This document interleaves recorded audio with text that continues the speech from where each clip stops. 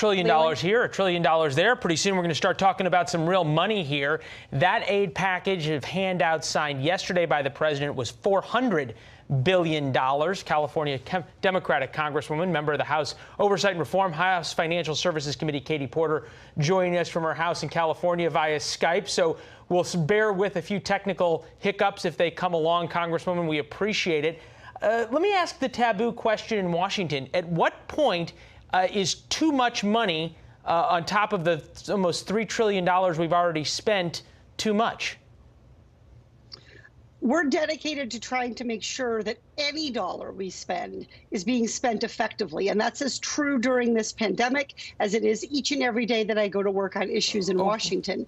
And that was one of the issues with the Paycheck Protection Program, was trying to make sure that we had structured the program in such a way that our smallest businesses, that every small business in this country, no matter what area of the country they're in, no matter who the owner is, had an equal chance to keep their employees on payroll and keep our economy going. Well, Congresswoman, nobody wants the government to waste our tax dollars any more than the next person or any less than the next person. But the question, I think, is a real one, which is how long before people start asking and having some tough discussions about how long we can afford to just keep the money spigot going?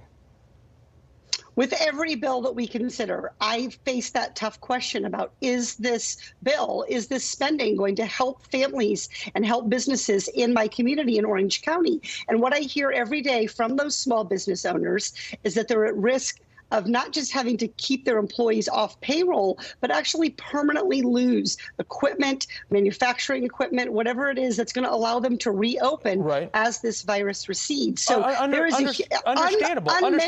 But is there a discussion about the next generation that's going to have to pay the interest? And we haven't ever gotten around to paying back principal, but the interest on these trillions of dollars? Absolutely. We are trying to balance the harm to the economy against the harm to the economy. In other words, each of these choices has severe consequences. And to be clear, if we don't step up and stabilize and help. That's the question, though. Hold on. You're saying you're trying to balance, but I'm not hearing any discussion about balance, certainly from Democrats and even from Republicans. Because you didn't let me finish my answer. So my answer is this. We are trying to balance, because if we do not support these small businesses, if we do not have the Paycheck Protection Program, everybody goes straight onto the unemployment rolls. And that is incredibly expensive as well. Everyone goes straight on to food assistance. People are hungry. It's not that people's needs disappear if we don't have this program. It's the question of, are we better off supporting people by allowing them to stay tethered to their jobs, to allow businesses to continue to be ready to open, or do we want to have massive labor market disruption and people going on to social services programs? Unemployment programs are already overwhelmed. Food assistance programs are already overwhelmed. There is no question about that. In the tethering people to their jobs and having a reason for them to come back to work and a business to come back to work is an important one.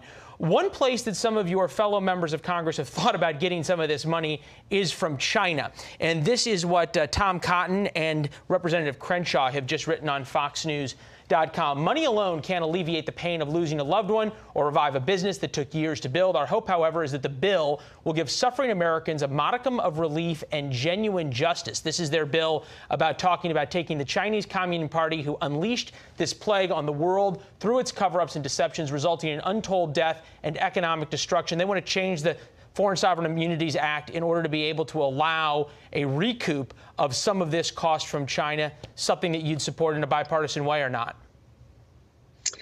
We need to continue to push to understand what happened in China and to continue to think about this as the global phenomenon that it is. There's a lot of evidence that the cases that began to pop up and expand in the United States actually came from Europe. They came from China. This is a global phenomenon, and we should think about it that way. Why though? But right now, but you say it's a global. Hold on, Congressman. We can all reasonable people can agree this began in China, and the Chinese weren't truthful about it, right? Or are you questioning that?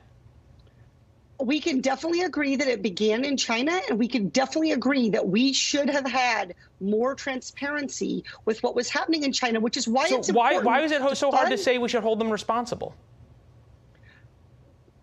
Allow me to finish. Because we currently in the United States have the largest number of cases in the world. And we are going to likely, given the trend that we are seeing, continue to have the largest number of cases in the world. Could that, And so could as that hold on, Americans is it just a quick travel, could that possibly be because the Chinese didn't tell the truth about the number of cases and the number of deaths that they have, and we are telling the truth? we should absolutely be pushing for answers and doing that investigation. And that's why funding for the World Health Organization, which is the entity that does and that. you trust, so hold on, you trust, wait, hold on, I'm fascinated here. So you trust the WHO as an independent and legitimate service to do this investigation? The WHO is the entity that helps coordinate world health, hence its name, World Health Organization. And clearly you view them as an independent arbiter. Not a substitute. That is not a substitute for the United States using its sovereign power to demand answers from China, which we should have been doing in late December, in November, in early January. Instead, we were evacuating thousands and thousands and thousands of Americans from China back to this country and having to deal with the infectious disease risk that creates. The reality is that we are in a global economy, and that global economy is a big reason for the economic engine that is the United States. So do we need answers from China? Absolutely. We should be demanding them. We appreciate it. I think the administration has. I'm not sure they're all that happy with the answers they get. Appreciate your time, Congresswoman. Thank you.